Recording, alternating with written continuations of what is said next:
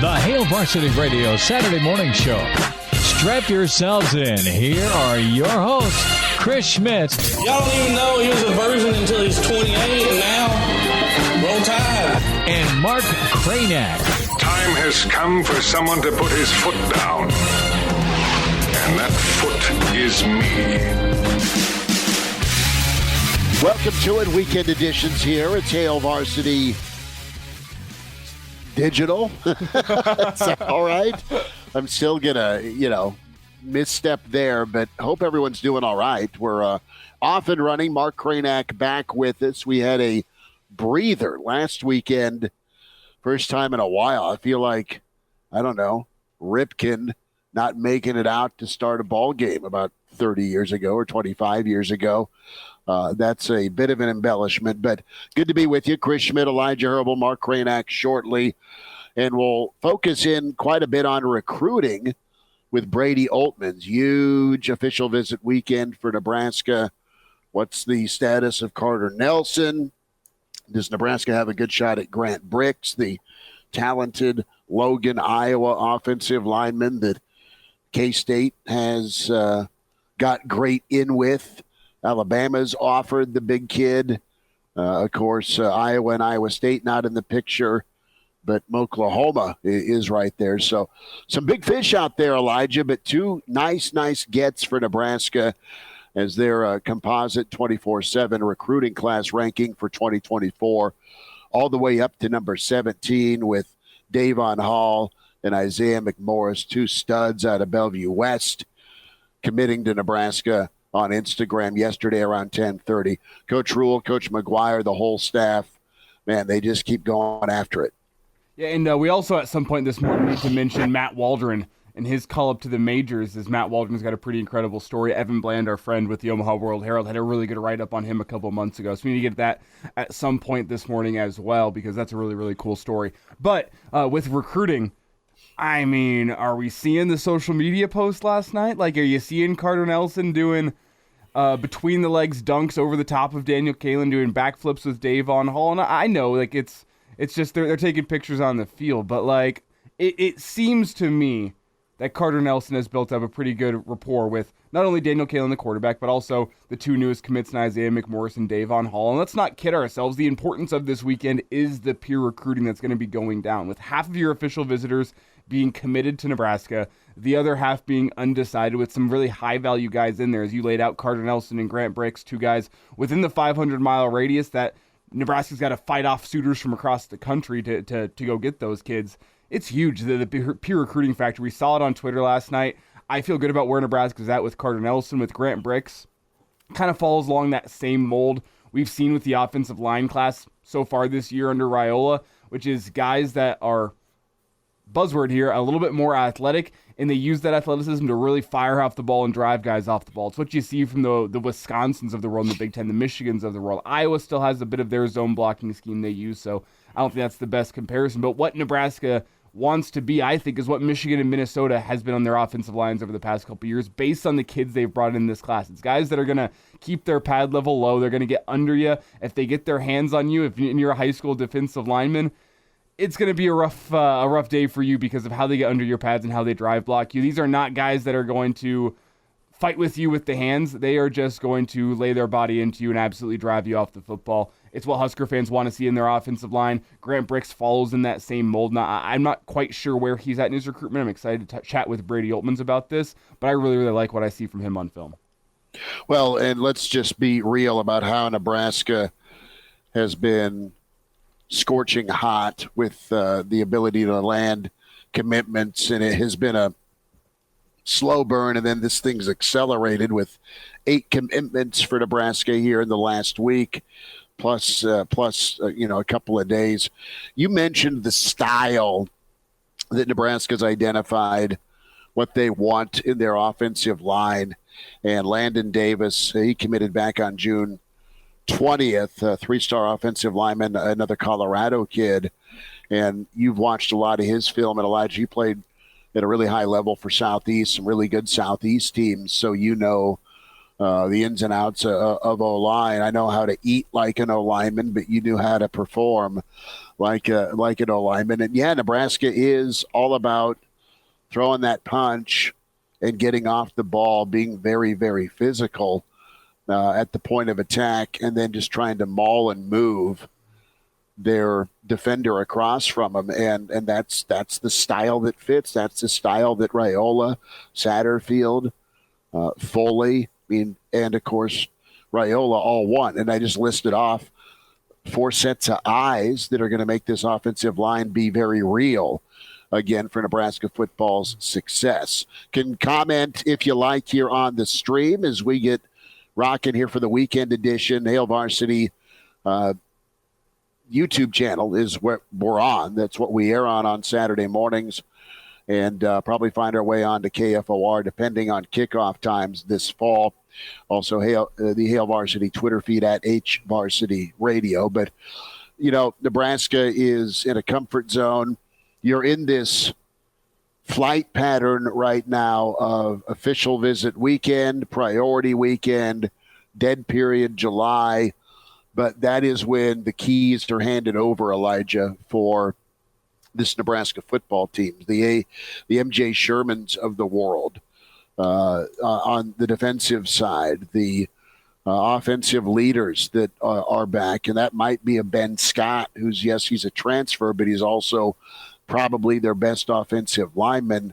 2 new faces that have been on campus for a little bit of time, comparatively speaking, but now the keys are handed over to the football team through winter conditioning. You've had spring, and now that summertime is going to be vital for some internal development for this football team to really sell out for one another, keep working hard, and then come back together in the fall to get camp going at the end of July.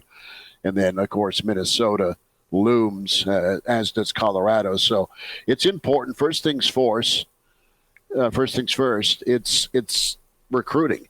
Carter Nelson, we spent some time on Grant Bricks, which is fine to focus on O-line, but Carter Nelson's a case where, man, you've got the who's who of college football after him. His track athleticism is just phenomenal. What he's done on the football field is very, very impressive as well. And Nebraska has stayed in it for their home state kid. And it used to be a no-brainer, right? It used to be an absolute no-brainer for Nebraska kids to go to Nebraska. It's not anymore, and you're not going to get every kid if you're Nebraska for a couple of reasons. One, Huddle has made things international, and in-state kids don't always stay in-state. 2, Nebraska's not been winning at the clip of the Auburns and Oklahomas and Iowas the last 7 years. So you've had in-state kids go out of state. 3, relationship-wise, it's not been as good as it could be with some past staffs understanding or having a connection with the in-state talent and the in-state coaches. I think Matt Foley, Ed, not Matt, forgive me, down by a river. Coach Foley has done a great job of reconnecting there, as has Rhule, where they are very good at communicating, and they're good at communicating with the in-state coaches and getting their take on things and then moving forward. I mean, the repair and the flip, if you will, the last 4 months for McMorris and Hall is incredible, but it's necessary for Nebraska to get back to what they want to be. And I believe this staff tells prospects what they need to hear when it comes to their time at camp, their interactions with this coaching staff. Here's what you need to hear, not what you want to hear. And that's not always everybody's recruiting approach.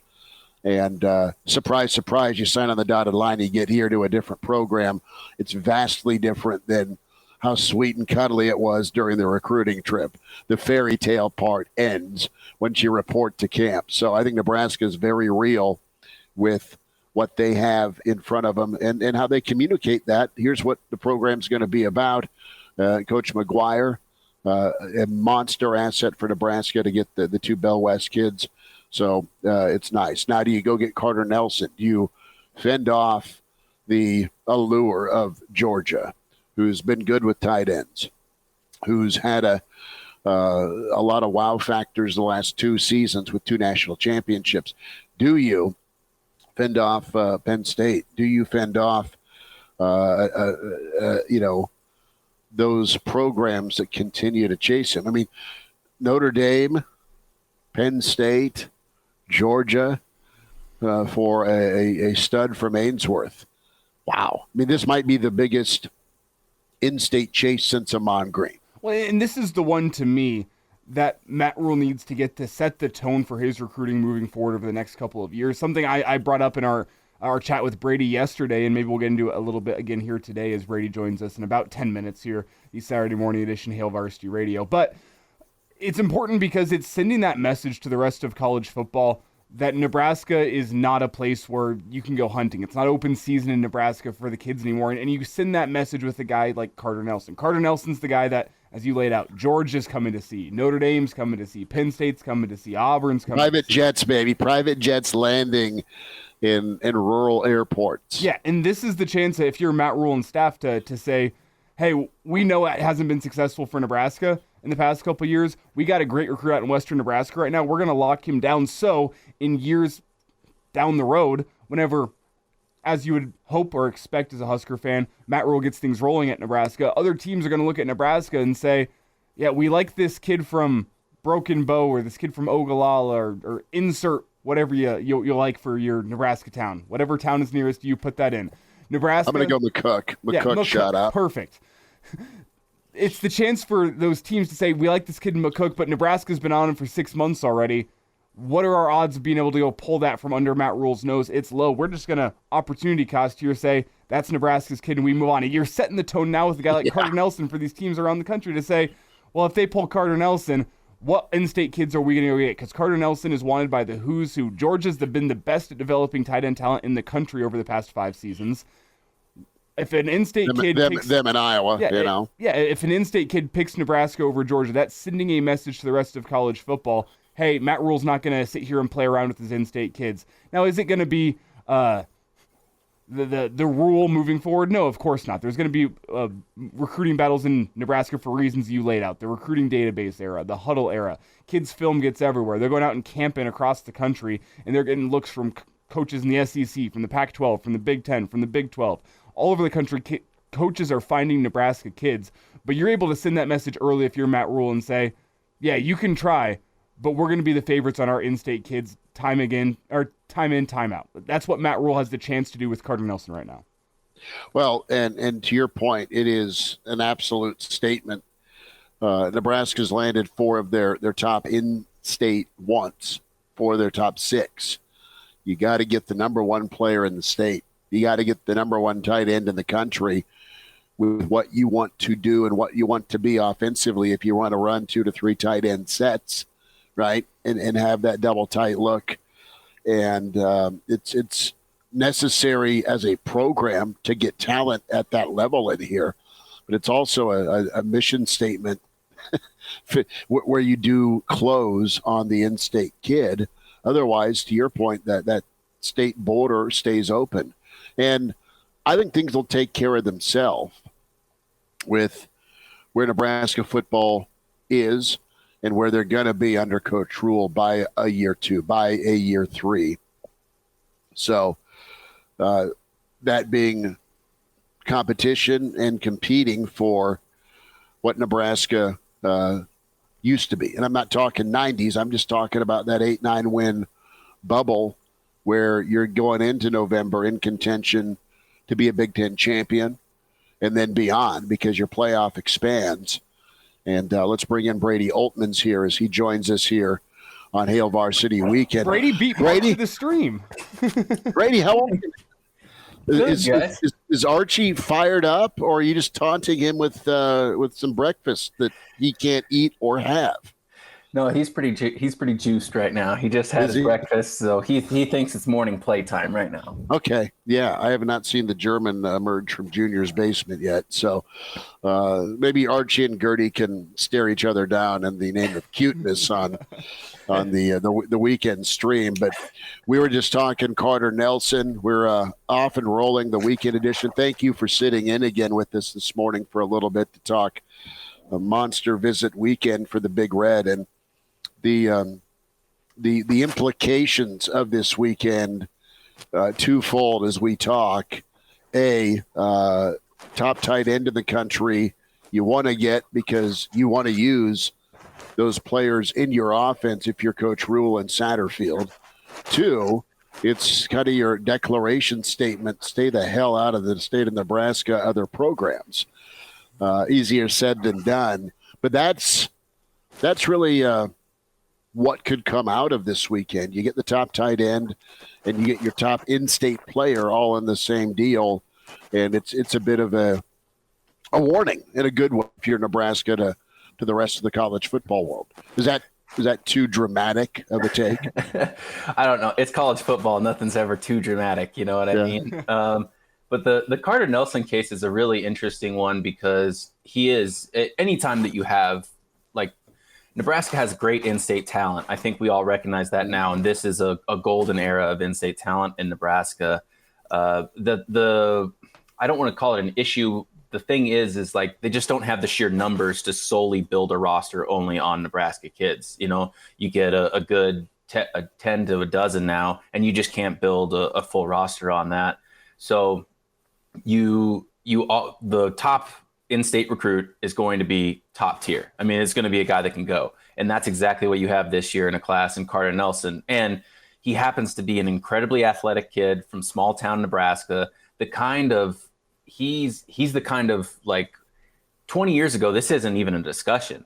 I don't even know if anybody else makes a phone call. 25 years ago, he's committed to Nebraska before he even gets out of diapers. You know what I mean? Like, that's just where we are now in the state of everything as a whole, and more power to him for going out and looking and getting visits to Notre Dame and Georgia and Penn State and places all over. This is just one of those cases where, again, it's a tale of the time and the program and where it's at. And I don't want to call it an edict on Matt Rhule to get a guy like that. But I think if you don't get guys like that, people are going to kind of point and say, well, that's a sign of where the program is. And it's difficult to argue with them at that point. But you also look at the amount of other schools that come in. They don't have everybody, I guess, that they've offered. They've got one of the Rezacks going to Notre Dame. You've got Eric Ingwerson committed to Pitt. So you got guys that are still looking elsewhere. That shows other programs are capable of looking at it. They're capable of getting in-state recruits or guys who pop on other Power 5 rosters or Power 5 recruiting boards. And January is a busy time. Coaches from other schools are going to come in. So it shows that there's certainly a lot of talent in Nebraska. Coaches from all over the country are looking at Nebraskan kids and are willing to make that trip to Omaha, to Lincoln. Some, like Marcus Freeman, are willing to fly into Ainsworth and talk to a kid. It's one of those things where now you got a brand new coaching staff with some NFL experience and excitement and history for rebuilding programs. It just, I don't know, it consolidates into all that. So they can roll up into the defending the 500-mile radius, defending home turf, while also still trying to make this feel like their own home turf, if you know what I mean. Brady, from a bigger picture point of view here, when you talk about selling the in-state kids, I think the biggest problem that I've seen for in-state kids trying to go to Nebraska over the past couple of years has been the fact that you look at Nebraska's roster, and yeah, there's in-state kids that make contributions, but I don't think you quite see that level of development that we've seen in years past. And obviously Matt Rhule's made that a key sticking point as he's made it to town that he wants this to be a developmental football program. But what in-state kids do you look for that are on the roster now, either incoming this first season under Matt Rhule or guys that have been on the roster, in terms of guys that we should be looking for to see what can this staff do with in-state kids in order to turn them into something, the type of guys that this coaching staff 2-3 years down the road can go to recruits and sell and say, hey, look at this in-state kid from insert your high school here. He was this whenever we showed up to campus. Now look at him. He's off in the NFL. What are those guys that you're looking at to be guys that this coaching staff can sell to future in-state kids to show them, yeah, Nebraska is the spot for you to not only become a better football player in college, but also to get you to the level where we can send you to the NFL and we can get you a second contract? Well, there's a handful that come to mind right now. The top one on my mind, potentially this upcoming fall, is Malachi Coleman. I mean, he's obviously an exceptional athlete, but to say like, hey, he had offers from all over the place. He chose to stay home. There are benefits to staying home. You can be an in-state kid and still be cared for and developed at Nebraska. I think he has an exceptional athleticism, a great body, great build, in a speed in a position that Matt Rhule loves his speed. I just think that it's a good marriage, and I think he can develop well there. You look at Daniel Kalen, and Marcus Satterfield just came from coaching Spencer Rattler, right? Like, he's worked with some quality quarterbacks. He's worked in the NFL. You've got guys that worked in the NFL, and while Spencer Rattler isn't the most consistent or the Heisman, he hasn't fulfilled the Heisman hype that had been around him. I still think that there's a good enough body of work, and Satterfield, being at that level, knows what he's doing enough to potentially develop a homegrown quarterback that well. Carter Nelson would be one if he were to commit, I believe, just because you've got another small town kid with a determined small town mindset, great body to develop into. He can high jump 7 foot, at this stage. That's an exceptional athlete. And you got to think, with Matt Rhule's history of developing athletes, he can get there. And then I'll throw in a walk-on in Cole Ballard upcoming this year from Elkhorn South. I mean, that kid's tough, a battering ram. He works hard, tough runner. Everybody who, played against Elkhorn South the last couple of years knows how tough he is. Champion. He has a nose for the end zone. I think he's another one of those cases where you might not see it for a couple of years, but that's the kind of workhorse mentality that EJ Barthel and Matt Rhule want to instill at that backfield. And I think he's got a good opportunity to show, like, even if you walk on, you can be something special at Nebraska again. Brady, what can Nebraska become on the recruiting front? I think my confidence, I'm pushing my chips in with our friends at Warhorse, now taking sports betting. Shout out. I have no doubt he'll get guys better from the day they show up to the day they leave. He'll develop, and he'll get their mind right, and it'll be similar to what Nebraska fans are used to, with a mentality of physicality, and then kind of a standard. So I think the pillars, so to speak, will be more old school. But what can Matt Rhule be in recruiting once Nebraska's winning more than 4 or 5 games a year? Because that's part of this too. And you're selling. He doesn't even call it selling, but you're presenting the future and buy stock now and get all in here without seeing the proof. How much can Nebraska's recruiting escalate with his evaluation skills and then that Nebraska brand? I mean, can Nebraska start getting top 10 classes? Is that too dangerous to ask that question? Oh, man. Well, it's strange, right? Because they've done a decent enough job.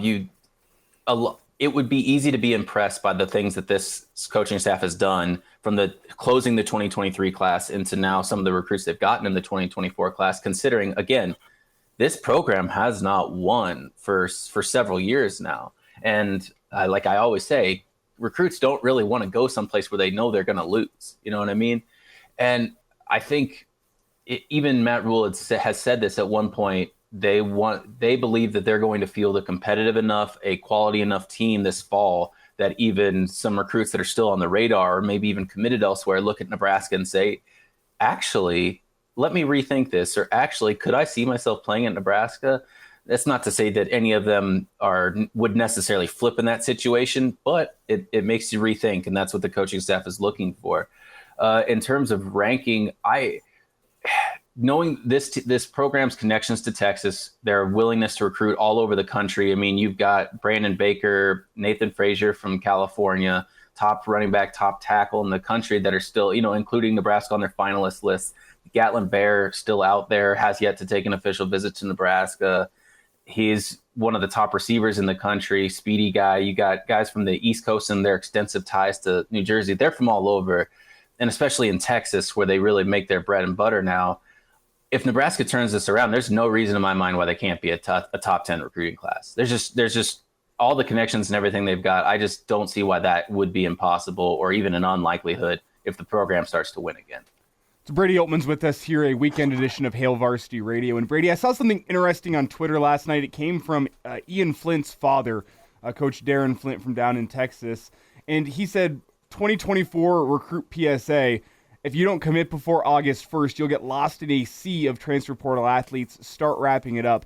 And that's something that's completely different from what we're used to with recruiting. It used to be, you know what, if you were undecided, if you're on the fence, if you wanted to see some results from Matt Rhule and his staff first, you had that opportunity. You had all the way up until December, the early signing period. Whenever you have a recruit's dad tweeting out, hey, August 1st is the day where transfer portal athletes, they're going to start entering the portal, they're going to start getting all the attention, and recruits are going to get lost. You have to assume that's something that this coaching staff is preaching to recruits on the recruiting trail. So what do you make of that difference in college football that we haven't seen before, that, hey, if you don't have a school by August 1st, you might never get a landing spot because of what the transfer portal has done to college football?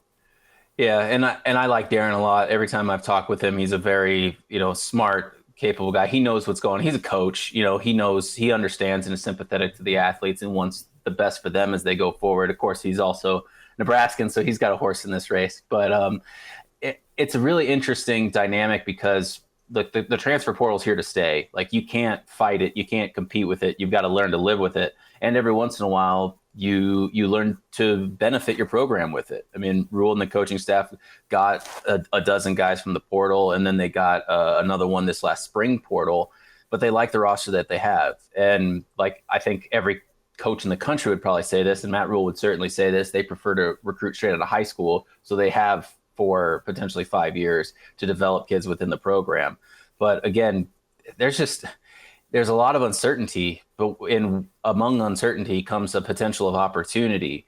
And when you've got a kid that could potentially fill your program well, or fill some holes to cut the buffer for the turnaround in Nebraska, they're not saying, hey, this is a 3-year turnaround and a rebuild. They're saying, is there a way we can make this a year 2, or even we want to get this thing turned around in year 1? They're going to look at every avenue to do that, and that could involve the transfer portal. So I'm not gonna. I wouldn't say that the coaching staff is handcuffed to that opinion where they're gonna look at the portal and stare directly into it August 1st, but it's the reality of college football now, and it's one that high school kids are going to have to live with and have to be prepared for. Stake out your own claim, get things settled, because there's a whole different phase of recruiting with the portal that other recruits before you just haven't had to deal with. Brady Oltmans, few minutes here. Big recruiting weekend. Follow Brady on Twitter at Brady Oltmans. Read him with HailVarsity.com for all the weekend recap of a just laundry list of big-time talent here. Priority weekend, dead period coming up in July. And then here is camp season for the team itself. And how many total kids are in? I mean, what's the visit list look like for this weekend? I know you've got some committed guys with the 3 T-Birds and Kalen, Hall, and McMorris that are in, and I know that the 2 big fish, and I mean, everyone's important, but when we talk about positions of need, Bricks from Logan, Iowa, the offensive lineman, a priority get for Nebraska. Carter Nelson, a priority get we've detailed as well. Who else is out there in your mind, Brady, that Nebraska's going to be able to get in front of or follow up with today? Well, the other ones that stand out are a couple of those camp standouts. Rex Guthrie from Colorado, I think, likes Nebraska. He doesn't have an extensive offer list, but he stood out to the coaches during the camp season, and he's back for a visit this weekend. We'll see how that one goes. The other one that pops on my brain right away is Quinn Clark, the receiver out of Montana. He's another one of those guys that he came to camp. So clearly, if you're willing to go from, I think it was Missoula or Billings, one of the two, he's willing to come to Lincoln. and work out in front of coaches for an opportunity. Again, like his offer list is mainly in-state or, lower tier down the NCAA or even NAIA line, but he's got good measurements, good speed, good athleticism, the kind of stuff that the coaching staff really looks for. But the thing with him is he's a receiver, and let's be honest, there's a couple of other high-profile receivers that are on the recruiting board right now that Nebraska's kind of looking at. So those are tough. Those are tough ones. You've also got, I think, Kewan Lacey is in town. He's really, or at least it sounds like he's pretty tight with Ole Miss right now, and the Arizona States and Miamis and Baylors of the world are also in the mix. But another Texas kid out of Lancaster, you never know with Nebraska's magic in Texas. Maybe they'll work on Lacey because he's a really talented running back prospect at 6'2", 205. I mean, he's already put together. Yeah, and he's it's tough to even say that he's run under the radar, but he was kind of he worked at a private school before. Last year was his first year at Lancaster, so especially in Texas, the private school to public school football is just not comparable whatsoever. I mean, public school football in Texas is where the money is made. So when you're putting up huge numbers like that, scouts are going to maybe turn away from it a little bit or look at it, but not take it as seriously as if it happened with the public school. And then he proved that it wasn't a fluke. His first season in Lancaster, he makes it work, and he's getting offers from Alabama and major SEC powers despite being only a 3-star. So I think he really showed his worth in his developmental aspects while still being able to go now. But yeah, I think word got out, and now school's a little bit closer to home, might be a little bit closer to winning his favor right there. So if you're a 3-star and Bama offers you, does that automatically make you a 6-star? Well, are 3 stars on Bama's board a little different than everyone else's 3 stars? I've always often thought. I'm kind of half kidding. I mean, if Bama offers a 3-star, everybody at the recruiting services just kind of battens down the hatches and looks for film again, and then they're like, let's get this kid another star right away. Kind of thing. Give him 2. Yeah. Send the stars up. Kraynak, what's up, man? Good to see you, brother. Hey, it's good to be here. Good to be here. Nice to see you too, Brady. Yeah. And I don't know how much we got into this already. So if this is a repeat question, y'all just throw something at me, okay? Because I don't know. Well, it won't work, by the way. It'll just damage your screen. So maybe don't do that. But it's sort of like, I mean, Brady, you obviously follow it very closely. Nebraska has just been stacking commits at a ridiculous clip lately. Total commits now sitting at 17. Yeah. 17. Wasn't it 2 weeks ago? It was 6 or 7. Is that right? Yeah. So, I think they were around 7 or 8. Yeah.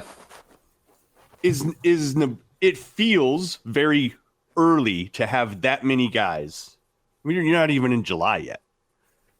Or is this sort of the new norm you think we can expect under Rhule and expect under, again, getting more adjusted to and used to the December signing period?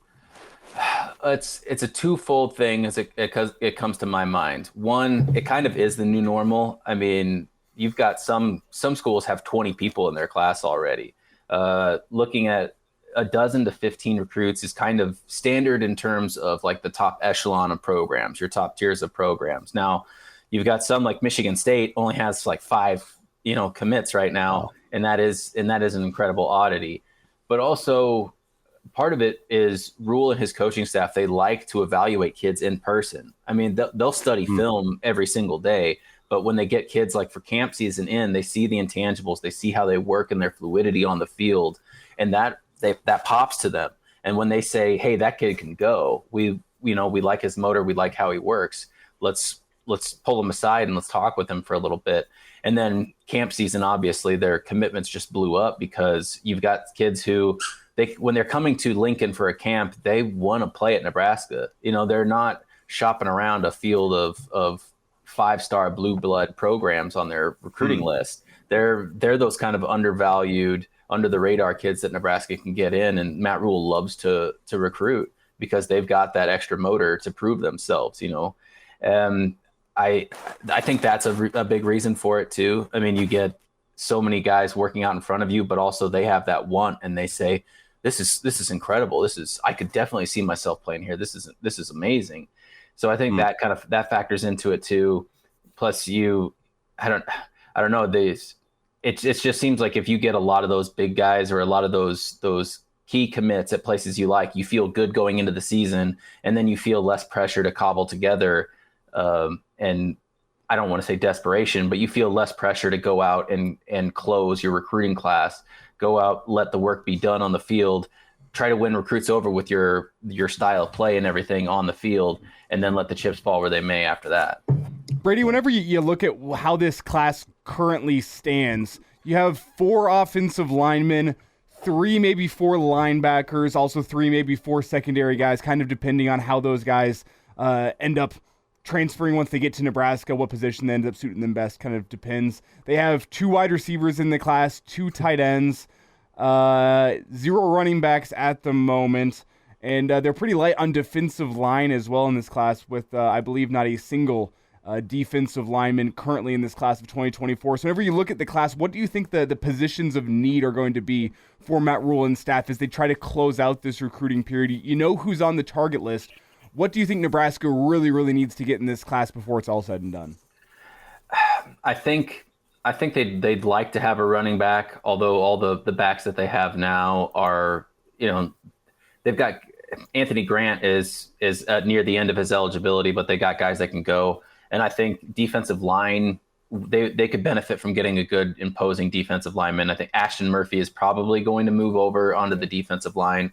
Okay. So you can kind of count him, but they filled out the secondary a lot lately. They've also just got pure athletes that can come in and step into different roles and fill some spots. So, and I wonder if maybe during the season they're going to see, an underutilized or an under the radar back or an underutilized defensive lineman who is just budding into their junior year or even into their senior year, I guess, this upcoming season, and say, like, let's make a late push at this kid.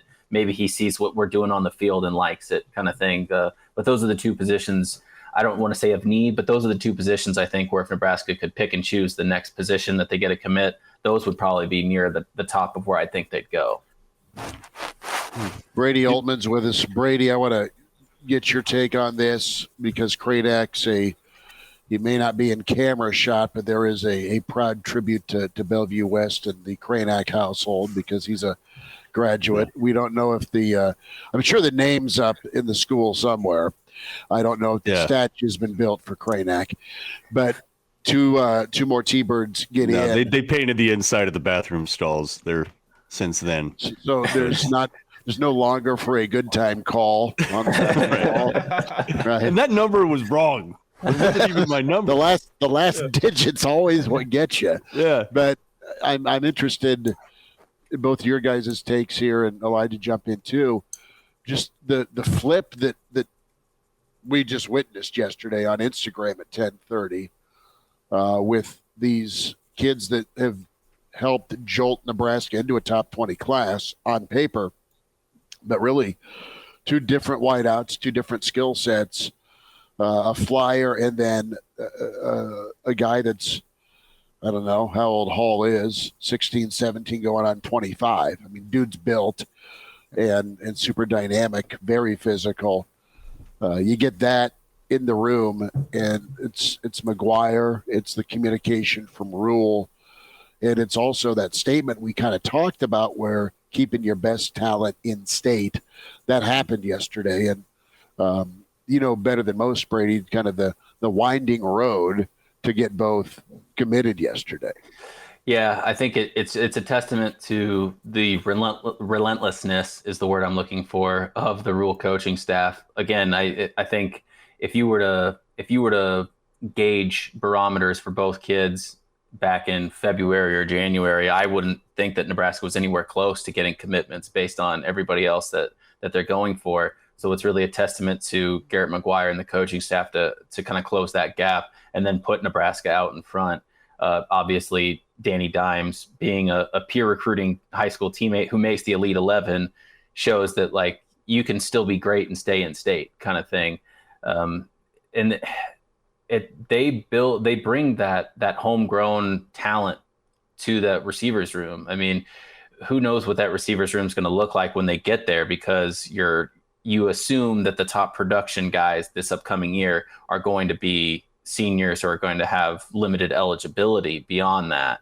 And Rhule and the coaching staff has said they want a young guy to pop out right away this upcoming season. So they have no problem featuring the younger guys. And I think maybe you might see that on the field this fall. And then that makes the class of 24 say, okay, we can do something right away. So and I wonder if that kind of won them over too, or planted the seed in their mind of like, hey, we don't necessarily have to sit on the bench. It'll take some work, but there's going to be opportunity to make plays there. So I think all that rolled together really made Nebraska seem like, hey, we want to get on the path of something special here, because I think all the recruits and the coaching staff are really getting it across that they've done it before. They're going to get the ship righted in Lincoln pretty soon.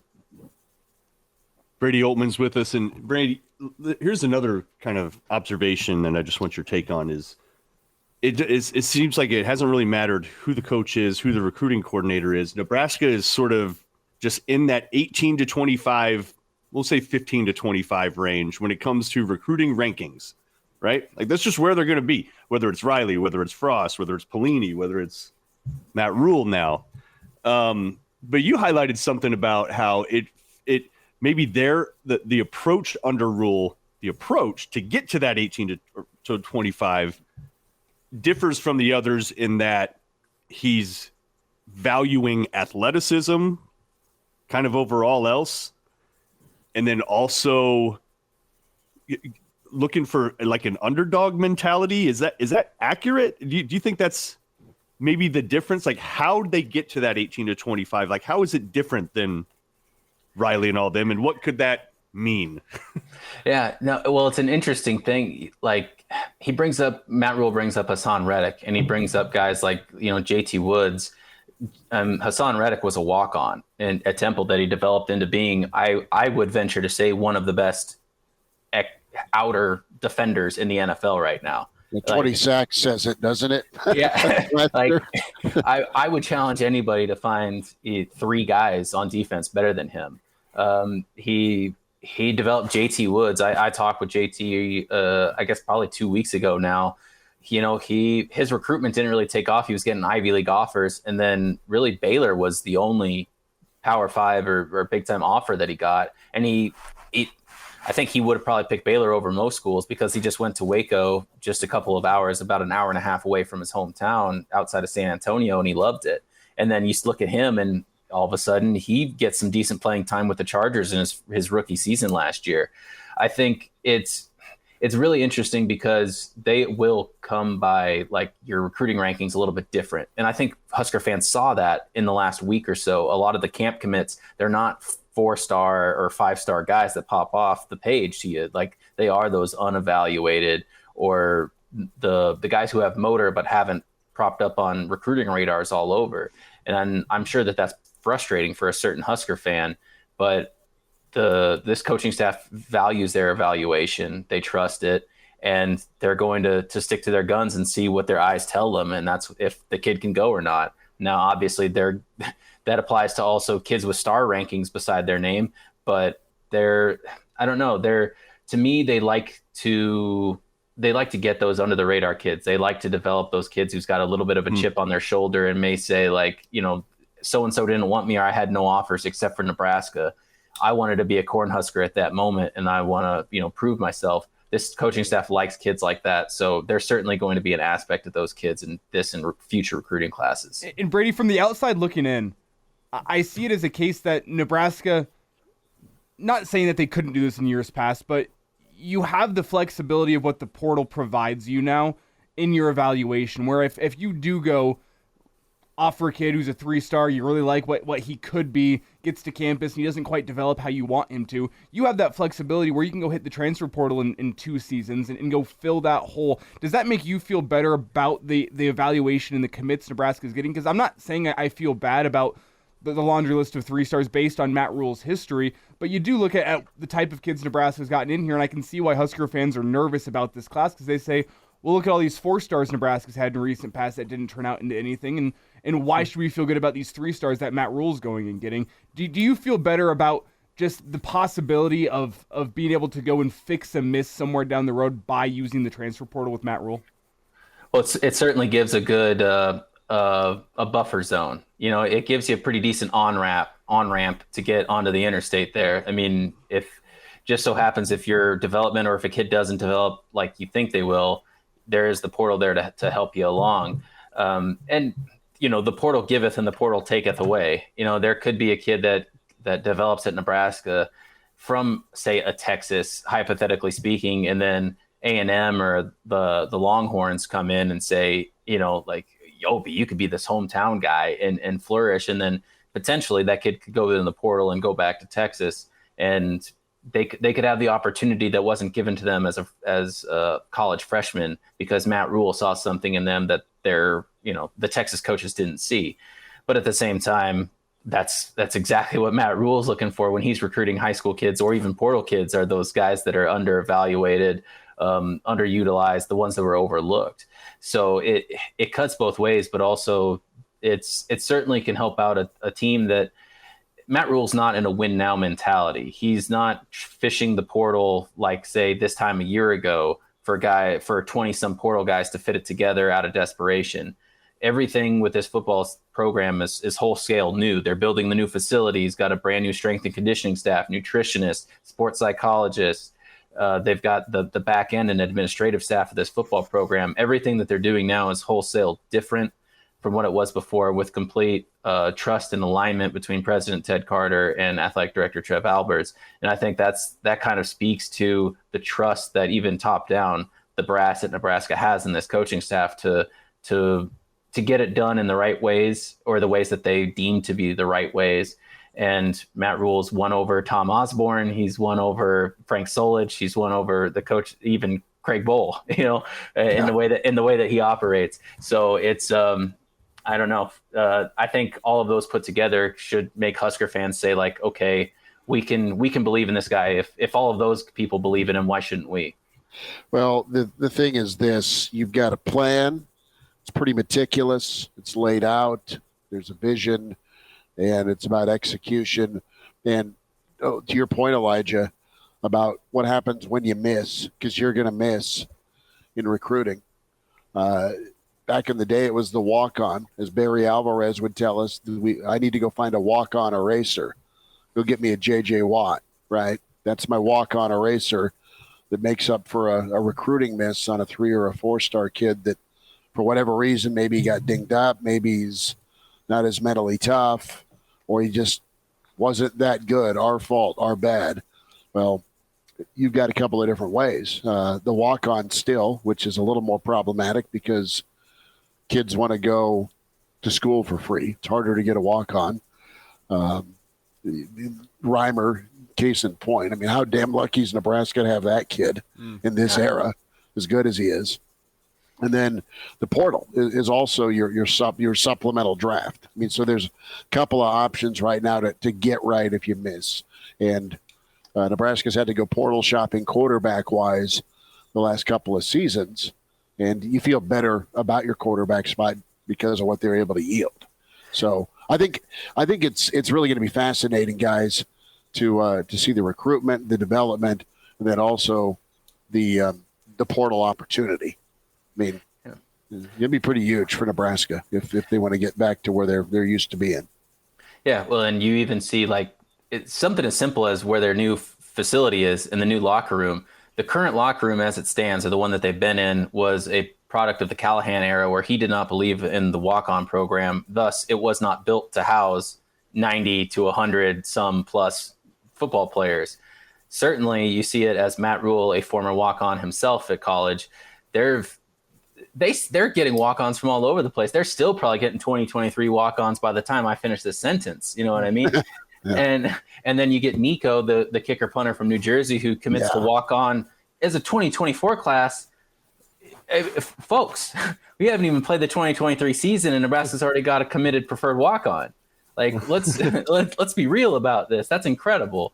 And I think it just shows the belief, and Rhule has said that there's going to be no barriers between scholarship, preferred walk-ons, whatever. they're going to treat it as all one team, and they're going to give people the opportunity. They've also given out 2 scholarships to former walk-ons this, I guess, in the last spring or the end of last spring, based on their performances there, because Rhule said, I think that that's important to show, like, hey, if you've got talent, we're not going to go to the portal. We're going to hire from within, so to say, and give a scholarship to those kids who are working hard and show that they want to be at Nebraska and show they have what it takes to play at Nebraska. If they are walk-ons, they're going to look interior first. Those things speak volumes to me. And as someone who's now written at length yet again about Matt Rhule in a story that'll pop up on websites this morning, it's that proof is in the pudding there. And I think that stands to testify kind of what this coaching staff believes in is moves like that. Brady, before we get you out of here on a Saturday morning, I need to get your thoughts. Volleyball Day in Nebraska, it's been confirmed there will be alcohol at Memorial Stadium. We were talking about it earlier this week. We were trying to push for Jell-O shots there after seeing how that went down in Omaha. We think that'd be awesome at Memorial Stadium. What's the beer of choice, though, for you that you want to see on tap at Memorial Stadium? It's a yearly question, it feels like, on this show. But the beer taps get put into Memorial Stadium. What is Brady's beer of choice to put on tap? Oh man, that's a tough one. Well, if we're thinking just inside the stadium and Volleyball Day at Nebraska, sold out, 90-some thousand people, long lines, it's hot. I'm a Modelo man. Just go straight Modelo, just pour it down. Or I'll take a PBR, but it's inside of a stadium. I'm going to pay $9 anyway. I'm going to get my money's worth here, folks. Yeah. So I'm going to go that route and say Modelo. Yeah. Think about it, though. It's 98 degrees. It's 4,000% humidity. You have the extra body heat, so it's really like 130 degrees. Like, you need something crisp, cool. Like, let's just put a bunch of stouts on there and see how that goes, right? Yeah. Put a bunch of stouts and porters. Oh. Can I ask a question for the room? Can you have and I love Modelo, but can you have a Modelo without lime? You need a lime station too. Well, you could go chelada too. You can always chelada that thing. I would imagine that they'd probably have a little lime station or a little bucket that says, take a lime with you, or they'll throw in the lime with the Modelo on there. I like that. The Eye Test podcast partner in crime, Eric Francis. You can catch the podcast with Brady and Eric. The Hail Varsity YouTube channel, of course, says you got to go with the Nebraska Brewing Company. The Hefeweizen. As a proud Schmidt, I should be able to pronounce that. Thank you, Elijah, for covering me there. It's simple. If it's German, the W makes a V sound. It's as simple as that. If you start messing around with the umlauts, just kind of guess. Like, you're saying that's a Vin? Okay. Oh, yeah, the Hefeweizen. Yeah, simple. Hefeweizen. I took 2 years of German in high school, so I think I know what I'm talking about. I'm pretty much the expert in the room here. And here you are preaching to a guy with the last name Schmidt, right? But he took Spanish in German high school, shepherd. So. This guy is as SS as you can get, and he still doesn't even know how to pronounce it. No. Wow. Yeah. That's not nice. Commit watch, Brady. How many commits this weekend do you think, if any? I'll push it out to Monday and say by the end of Monday they will get 2. That's where I cap. That's where Does one live in north central Nebraska? It's a tough question. I would say within the next 2 weeks, Carter Nelson makes his decision, but I don't know if it'll be that soon. But it's looking. Also, keep in mind, Stone Saunders has alluded to an announcement on Tuesday. He's the 2025 quarterback Nebraska's really high on. So maybe Nebraska gets their first out-of-state commit in the 2025 class. It seems like a long ways out to make that announcement for 2025, but Nebraska's got 2 already, and he's a quarterback, and they tend to make their decisions earlier. So it could be interesting. All right. Brady, we'll let you get out, brother. Thanks for the time, as always, this morning. And hailvarsity.com, at Brady Oltmans on Twitter. Follow all the recruiting news this weekend with Brady. Take care. Give Archie a scratch on the ears for us, all right? Will do, guys. Always appreciate it. Appreciate it. Thanks, Take Brady. care, bud. Hey, I got to bounce, too. Baseball. BP. Let's okay. go. Good. Are you throwing high heat, or is it change-ups? It's going to be a nice mix, right? Okay. It's all about adapting. Hey, it's an hour show today. Well, There's you're good. A lot of stuff going on. Well, Mark, maybe this is how we lead into our next topic. Throw those kids some knuckleballs today. See how they can handle them. Okay. Okay, you're assuming I know how to do that. Which Scroll your apparently fingernails. one way to do. Yeah, that's a big part of it. Which you wouldn't. They should call it kind of a nail ball, but they don't. They call it a knuckleball. You dig the nails in. That really prevents that spin. Full report coming next week. How's that sound? Kraynak, we'll see you, brother. Appreciate you. man. Godspeed. All right, There now. he is. Well, that leads us All into our right. next topic. I also wanted to throw this in. Well, we're going to get to Matt Waldron in a second, the knuckleballer. But I did also want to mention, I thought it was interesting that you put down Carter Nelson as being from north central Nebraska, because I was under the impression, I had to wait for Brady to leave before I said this, that anything west of Lincoln and Omaha was just western Nebraska. I'm surprised you were able to put the full geographics into it. You will be beaten within an inch of your life. There is central Nebraska. There's western Nebraska. There's the Panhandle. There's north central. There's Thedford, where they hand out speeding tickets like it's Mardi Gras shots, apparently, last weekend. I was not the only member of the baseball team to get hammered on the old speeding ticket. Found that out. Thanks for It's clarifying there.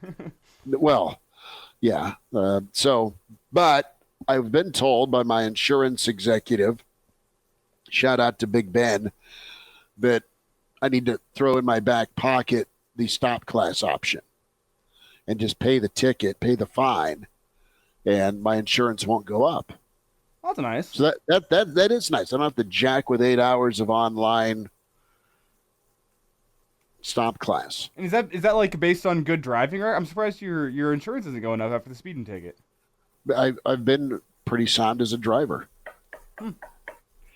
So there we go. Well, let's talk Waldron before we get out of here, brother. You're excited about that. I'm happy for him. Just good stuff. That's really cool. Ultimate underdog story. It's a guy who tried to come up into professional baseball as a traditional pitcher. And like, this is the classic knuckleballer story for anyone. There was a great documentary, I think it was on Netflix a couple years ago, about the knuckleball. They talked with Dickey, the pitcher. They talked with some great knuckleballers of the past, Tim Wakefield. Tim Wakefield's my guy, and Charlie. I got to meet Charlie Huff. He was with the White Sox in the early 90s. Yeah, and they had some sit-downs with some knuckleballers in that interview of like, the knuckleball is not a pitch that anyone grows up and thinks, oh, I'm going to be a great knuckleballer pitcher in the MLB. Like, people love watching the knuckleballers because of how just different it is, but it's a last resort type thing that you go to. You know what? Hey, I'm about to get cut from my minor league baseball team. I'm going to try throwing a knuckleball here just because it's the last chance I have to save my career. And Matt Waldron's a really interesting case of that. Of he was never a guy that had huge arm talent. And I think he had I think it was a shoulder surgery once he got up into professional baseball, and he had to reform his game completely. Went and learned a knuckleball, went down to Double-A, and got absolutely torched with it early in his minor league career. He threw the knuckleball. I think he said in his first appearance he gave up like 9 runs in 5 innings trying to throw the knuckleball, and he thought, well, that didn't work. But the coaching staff liked what they saw from the knuckleball. They said, hey, it's not always going to work for you every single night. We're going to get you back in the lab. And now Matt Waldron has worked his way back up into professional baseball. And it's such an interesting story. I actually learned about this from MLB The Show. There was a guy playing online who was playing in his career mode, and he comes up and he faces Matt Waldron. It's a hilarious video you can find online where Matt Waldron comes up and throws him a knuckleball in the game, and he goes, what is going on? Because there's no knuckleball pitchers in the game aside from Matt Waldron. Like in baseball as a whole right now, Matt Waldron is the guy. Something to just watch as he takes the mound tonight for the San Diego Padres. No one else does it right now in professional baseball. So this gamer was surprised. I then, in my MLB The Show save, had to face Matt Waldron and was like, damn, this dude is dirty in MLB The Show. And it's been translating to his professional game right now. He gets the call up for the San Diego Padres. He's going to get the start tonight. Just super interesting, super crazy from a former Husker. Never had it in his game at Nebraska. The knuckleball had to reform his game now that he's made it into minor league baseball. And the knuckleball has taken him all the way to the show. So it's an awesome story for former Husker Matt Waldron. Well, and Michael Waka is going to miss his start as he's dealing with some shoulder fatigue. So Waldron gets the nod. And former Husker, and he was with the Salt Dogs for a little bit, trying to do the knuckleball thing as well, kind of reinvent himself. Remember Dan Johnson? Oh, yeah. DJ was a masher for Nebraska's early CWS teams, and then had some really cool moments in his career with some pinch hit magic. I mean, he's a bomber. DJ Dan Johnson was was a heavy guy, a home run guy. And he was with the Rays and, of course, with Oakland. He had made Oakland and hit a pretty monumental home run during an A's playoff run back when they did that.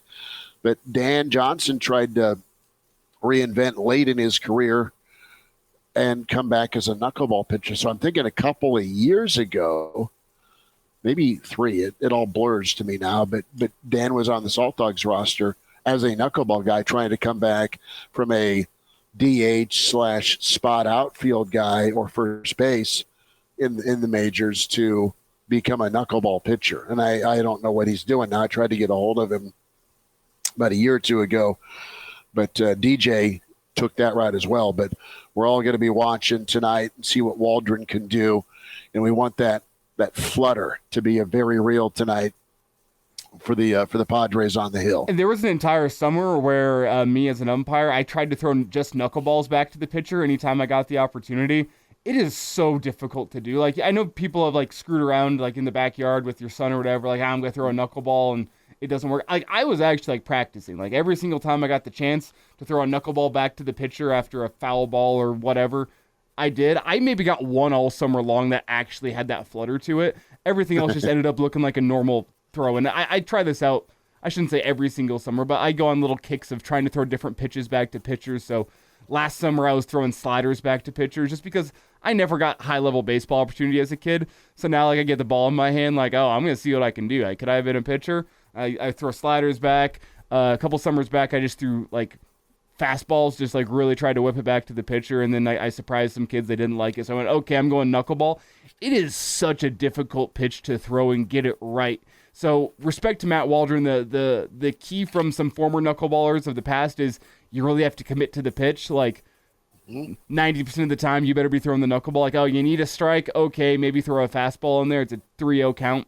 Here's your fastball. But other than that, you have to commit to the knuckleball because it's not going to be great unless you make it your number one pitch, the thing that you throw early, often, all game long. We're talking 90% of the time. So it's live by that pitch, die by that pitch. It's hard to throw, but Matt Waldron, the way he's reinvented his game to get back up to the major league level, admirable, respectable. I'm really excited to see what he can do tonight on the bump. Well, the old Sex Panther take from Anchorman, 60% of the time it works every time. That's the knuckleball. That's the knuckleball. We'll talk to you on Monday. We'll try and run down Coach Huffman of Bell West, Jay Moore, Charlie McBride, back at you at 4 on Hail Varsity. Before we go, Schmitty, we got to lock in our picks here. Maybe steak and a beer. LSU or Florida? Who are you taking in the College World Series Finals? There's a chance it could go to Monday. There's also a chance it could end tomorrow night. So I think we need to get that out of the way now. Who you're picking, steak and a beer? I think I'm going Florida. Well, damn, that takes away the intrigue. I was going to go Florida, but... Well, we can be real degenerative and sweep or best out of 3. well, you know what? I could have some fun here. I could be talking into taking LSU. I can be talked into taking LSU. Florida. You take Florida, I'll take LSU. As we both thought about this, I think we both opened up to the idea of LSU just a little bit more. It's that same conversation we had with Danny yesterday of Russ versus rest. And I think the rest is going to be big for Florida's pitchers, but the lineup for LSU, they've got that confidence in them. I could go either way on this one. I think I'm leaning Florida, but I'd take LSU if you want Florida. I'll take LSU. It's all right. Steak and a beer. Get a tomahawk steak and a Hefeweizen, right? Hefeweizen, yes. Hefeweizen. All right. Check the podcast out, Spotify, iTunes, Google Play with Hail Varsity, your friends at Hurrdat, and the Hail Varsity YouTube channel. Also can watch Hail Varsity Radio Twitter. Give that a follow at H Varsity Radio. Elijah, good stuff this morning. Thanks for checking in, brother. Always a fun time. We'll talk to you on Monday. All right, back at you on Monday at 4 o'clock with Hail Varsity. Take care.